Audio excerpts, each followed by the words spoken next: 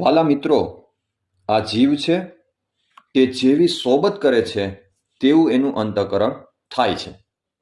તે જ્યારે એ જીવ વિષય જીવની સભામાં બેઠો હોય અને તે જગ્યાએ પણ સુંદર 7 માળની હવેલી હોય, એટલે કે 5 સ્ટાર ક્લબ હોય, તેમાં ભારે ભારે મ્યુઝિક સિસ્ટમ તથા લાઇટિંગ હોય અને સુંદર બિછાના કીરા હોય, તેમાં ઠાઠમાઠ આભૂષણ તથા વસ્ત્રને પહેરી અને વિષયજન બેઠા હોય અને દારૂના શીશા લઈને પરસ્પર પાતા હોય અને કેટલાક દારૂના શીશા ભરેલા પીડા હોય અને વેશ્યાઓ થઈ કરીને કરી રહી હોય અને નાના પ્રકારના વાજિંત્ર વાગતા હોય, તે સભામાં જઈને જે જન બેસે તે સમયે તેનું અંતઃકરણ બીજી જાતનું થઈ જાય છે, ફરી જાય છે.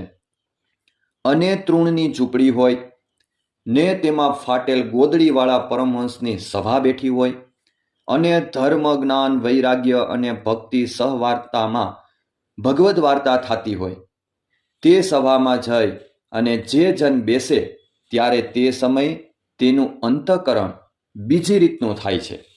માટે સત્સંગ અને કુસંગને યોગે કરીને જેવું અંતઃકરણ થાય છે તેને જો વિચારીને જુએ તો જાણ્યામાં આવે છે અને ગબરગંડને તો કાંઈ ખબર પડતી નથી.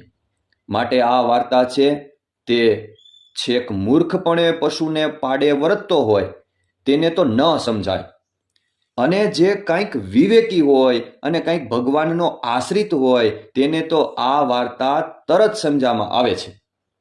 માટે પરમહંસ તથા સાંખ્યયોગી હરિજન તથા કર્મયોગી હરિજન એ સર્વને કુપાત્ર માણસની સંગત કરવી નહીં, પરંતુ સુપાત્ર માણસની સંગત કરવી.